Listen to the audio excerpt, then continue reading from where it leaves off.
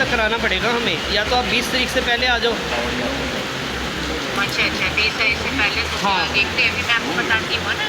हाँ जी, हाँ जी।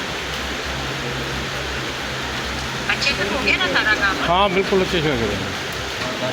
ठीक है, तो मैं ऐसे कॉल में कीजिए ना, आप मुझे वीडियो भी भेज दो। ठीक है भेज दूँगा। आनंद जी, कल एक बुजुर्ग जो आपके पास रहते थे, क्या नाम था, कहाँ के रहने वाले थे और किस तरह उनकी मौत?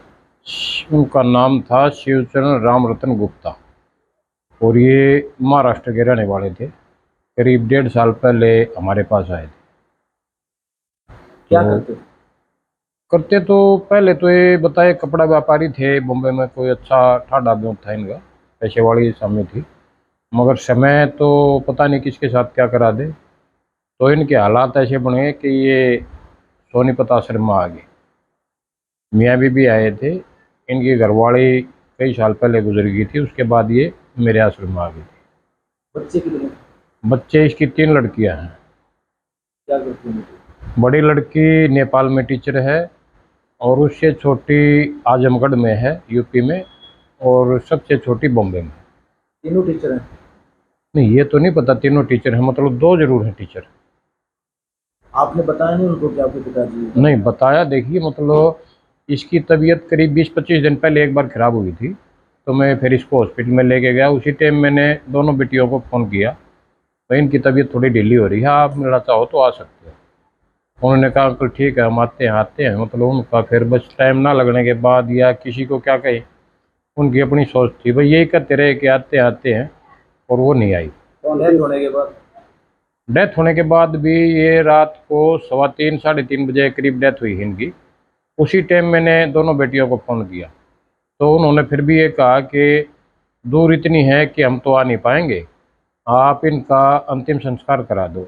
मैंने कहा बेटा इन्होंने शरीर दान के बारे में बोला है, भाई शरीर दान करा दें। तो उन्होंने कहा कि शरीर दान तो ना करना, आप इसकी खाली आंखें डोनेट करा देना और उसके बाद अंतिम संस्कार कर देना, और अंतिम संस्कार करो तो हमें वीडियो पे दिखा देना भाई आप इसका अंतिम संस्कार कर रहे हैं। वीडियो कॉल पे दिखा? हाँ वीडियो कॉल पे मैंने उनको दिखा दिया भाई ये अंतिम संस्कार कर दिया है, जो रीति रिवाज अपने हिंदू में सारी फॉर्मेलिटी करके हमने उसका अंतिम संस्कार कर दिया। उन्होंने कुछ पैसे ही भेजे थे ऑनलाइन? हाँ 5100 रुपये भेजे थे उसकी छोटे वाली बिटिया ने। लेकिन आ नहीं पाए? नहीं आ नहीं पाए। बहाने ही बनाते रहे क्या? भाई क्या मतलब, ये तो अगलों की सोच है ना, ये तो आने वाले तो पता नहीं कहाँ से आ जाते हैं। अंतिम दर्शन के लिए भी नहीं आए? नहीं आए। वो अगर चाहते तो मतलब जैसे 1-2 दिन फ्रिज में बॉडी हम रखवा सकते थे, कोई दिक्कत नहीं है। वो आना चाहते तो मतलब बॉडी भी रखवा देते और आके दर्शन भी कर लेते, मगर उनका मन इतना नहीं था कि मतलब वो आए। तो पहले तो उन्होंने कहा कि इसकी जो अस्थियां हैं वो उठा के रख देना, हम ले जाएंगे। फिर मैंने कहा बेटा ठीक है इसकी परसों अस्थियाँ उठेगी वो रख देंगे, उनको हम 15-20 दिन से ज़्यादा नहीं रख सकते। तो बोले कि अंकल जी अब तो पापा भी नहीं रहे, तो अस्थियों को आप ही विसर्जित कर देना।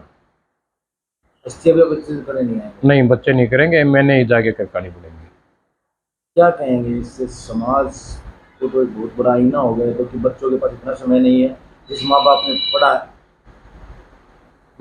ने पढ़ाया, सब कुछ किया, उन्हीं के लिए समय। उसमें ये हालात तो जब हैं, जैसे इसकी 3 बेटियां थी और हमारे पास भी आश्रम में जो बुजुर्ग हैं उनके 4-5-6 से लेके 8-10 तक बच्चे हैं।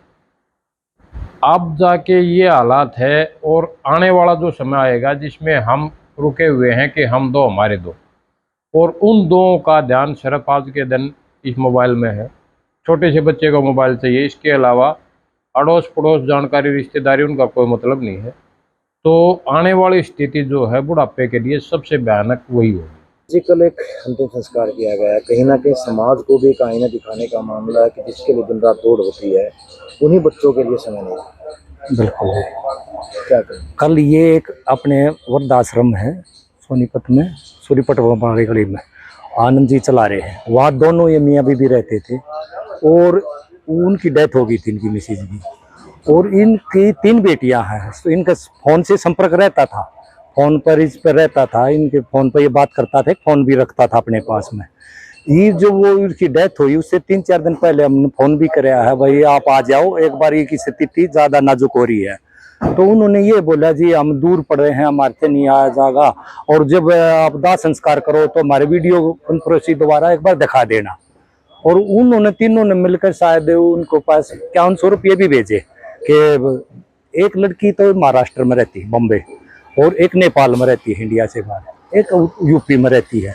आने को तो ज़्यादा से ज़्यादा 24 घंटे में, महाराष्ट्र तक कितना टाइम लगेगा, कम से कम मान लो 24 घंटे में आ जाए आदमी, लेकिन उन्होंने आने की इच्छा नहीं थी। यूँ एक बहुत ही दर्दनाक हमारे समाज के लिए है, मतलब जिनके लिए माँ बाप बच्चे के लिए इतनी कुर्बानियाँ देता है, पालता पोसता है, और जब अंत समय में दुनिया छोड़ कर जाता है उसके लिए टेम नहीं। ये एक बहुत ही दर्दनाक घटना है ये, और ज़्यादा बढ़ती जा रही है, आगे आगे बढ़ेंगी। मैं तो ये कहता हूँ ये आश्रम ये संस्था ना हो तो ये इंसान भी पशुओं की तरह है, जैसे ये गायें फुटपाथों पर घूमती है, ये पन्नी खाती, ऐसे इंसान ना का भी हाल हो। ये तो चलो ये संस्थाएं हैं, चलो इनमें इनका ठिकाना है, अगर ये ना होते ये तो इंसान भी ऐसे घूमते रहे। समाज को क्या कहेंगे? समाज को यही कहेंगे हमने माँ बाप का एक इतना बड़ा हमारे पर कर्ज है, 7 जन्म भी ले लेंगे जब भी बदला नहीं उतरता, लेकिन अपने माँ बाप की स्त्रियाँ ना छोड़ो। ये भाग दौड़ देखते हैं हम, देखो इतना इंसान इतना भाग दौड़ में हो रहा है, पैसे के स्टोर और आखिर में जरूरत कितनी है इंसान ने। सबसे जो संपन्न है, बिल्कुल यहाँ संपन्न है, अपने माँ बाप के पास रह रहे हैं, 2 बेटे हैं, वो भी फॉरेन में 1-2 वीडियो देखा है, यहाँ इतनी लग्जरी जीवन है, छोटे छोटे भाग रहे हैं। देखे हमने सेक्टरों में कोठी 500 हज़ार कोठी में बूढ़ा बूढ़ी एक ले मायूस बैठे रहे हैं, और वो पूरे संपन्न है। ये नहीं कि भाई चलो मजबूरी के लिए हमने जीवन के लिए पैसा जरूरी है, ये नहीं कहते भाई पैसा नहीं कमाओ, लेकिन आखिर में जरूरत कितनी है इंसान की, जरूरत तो इतनी है ना, खाने के टाइम पर 2 टाइम खाना मिल जाए, सोने के लिए चारपाई।